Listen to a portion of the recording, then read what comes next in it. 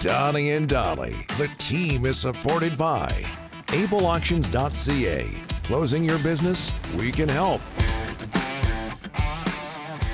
Tuesday, and all of our guests today, including Steve Werier, standing by, brought to you by our title sponsor, Able Auctions, ableauctions.ca.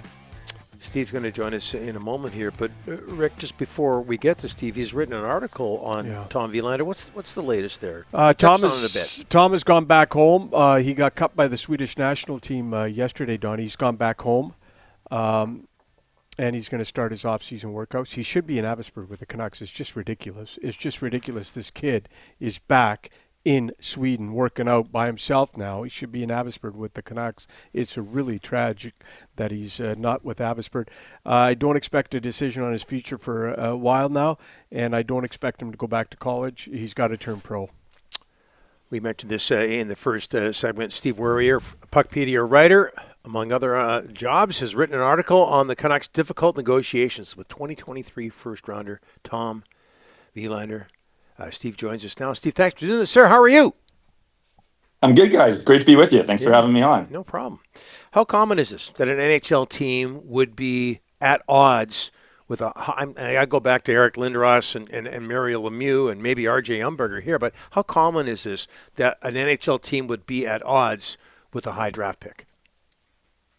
Yeah, listen, it's not totally uncommon, like at the highest level, for teams and players to sort of have the clock running on a dispute over a contract, even entry level ones. And, if we take a step back and look at, what this is about, right? Like, why do teams care about performance bonuses, or why should they? There's two types of performance bonuses under the CBA. The first one is for players 35 and up, which we don't need to talk about here. And the second one is for entry level players, right? Which comes into play for Willander, where you've got, there's two types of bonuses. They're called Series A and Series B. The Series B ones are more sort of real top 5 picks, and those don't come into play for a player like Willander, but the Series A ones do. And the A bonuses are things like games played, plus minus, minutes on the team, and they're pretty common for players drafted around where he is and even a bit lower. And, the reason why they matter is sort of twofold. One, it's money, and teams are businesses, so the less money they can spend on players, the better. But it's also cap space. And what happens with these bonuses is if they're earned by the player, they create an overage risk, which means that in the season after when they're earned, the team basically has less cap space going into the next year than they otherwise would have. So if you look at, 23, 24, I think there were like 15 teams had overages. Edmonton had one of like $3.5 million. They obviously had two players who left that summer by offer sheet from St. Louis. And, there's a decent argument that if they didn't have those overages, maybe they would have been better positioned to, keep players like Holloway and Broberg. And I think this coming year, same deal, right? You have like over 10 teams with overages. St. Louis has one of over 2 million themselves. That's almost all Ryan Suter hitting a games played bonus. So if they add up and if they're big, they can tie you down on the next year's cap. And when I was, assistant GM of the Panthers, we had that with Aaron Ekblad, where Aaron earned some big, B bonuses for being an all-star and winning the Calder Trophy. And that impacted us the next year. The thing is with Willander, we're not talking about $2 or $3 million. We're talking about, I think a really good educated guess is that the team and player are at most, $150,000 or so apart. If you look at the comps of what players drafted around him received for their bonuses. And so, to your question, Rick, that raises it. Like the different question is like, is it common to fight over this small amount when the risk in play, as you've noted, is, maybe a loss of goodwill between the player and team, but also for players like Willander who are drafted out of Europe, who go through college, they have the right after 4 years to become an unrestricted free agent and sign wherever they want. And so as long as, this dispute keeps on going, you get closer and closer to that line, and you sort of bring some new things into play, and then it's a whole different type of sort of argument than just, over a small amount of money.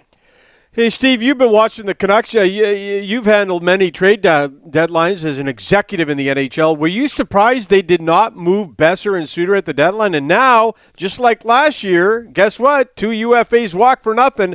They could be in the same boat again. Yeah, it comes down to really what the organizational priorities are, Rick, right? Like if you're going day by day and you're just doing all you can to make the playoffs each season and then hoping for the dice to sort of land on whatever you're looking for there, then okay, they had a mathematical shot at making the playoffs, and those players make you better, particularly with their lack of forward and center depth due to some injuries and trades that went on during the year. But if you're thinking long term of how do you make yourself a cup contender, and harvest assets so that you can have a chance to win whenever that may be, and really go all in, then it would be a bit surprising. I think it's tough to sort of look at teams, like Dallas and Florida and others right now, and think maybe that even if the Canucks had got in, they could have really had a shot against teams like that. Obviously, a secondary question there is, what was the market for players like that at the deadline? But, teams made out pretty well.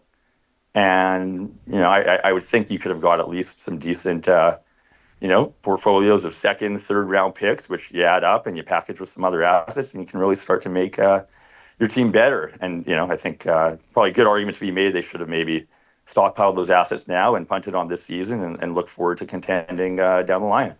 From the people that you're talking to, because you're still well connected in the NHL circles, offer sheets. Boy, did St. Louis turn some heads. They got two good ones in Broberg and Holloway last year out of Edmonton. Do you see offer sheets coming? With the cap going up, take us into the inside of an offer sheet. Yeah, like short answer, absolutely. I think offer sheets, like in other sports, and the trend that's been going in the NHL lately, there will be more, and with good reason. I think the name of the game, if you're trying to build a contender, is you want to stockpile elite young players, and you can do that if you're lucky in the draft, but you can also do it by offer sheet. And like you said, St. Louis had some good success with Broberg and Holloway, and this year you have some really interesting candidates, including, watching last night, guys like Matthew Nyes. And yeah, the cap going up gives some measure of flexibility to teams, but you'll also see, the offer sheet numbers go up, and teams have to sign other players as well.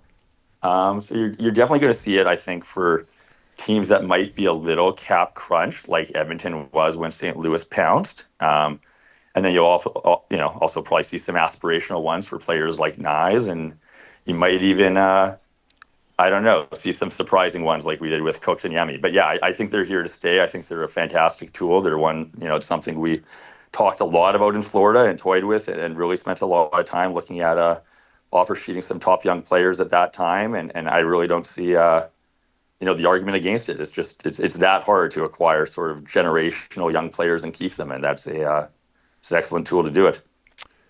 Before I let you go, Steve, former assistant general manager of the Florida Panthers, are you responsible for building the roster that won the Stanley Cup last year? I can give you the fake answer, but no. Listen, you got to give a lot of credit to the guys there. They've had some great momentum. They added a lot of great players, and they're they might be in tougher than some might have thought with Toronto right now. But that was a pretty exciting run last year. Yeah, no kidding. Hey, Steve, thanks. This was great. We'll get you back on. Thanks so much for doing this, sir. You got it, guys. Talk to you soon anytime. You bet.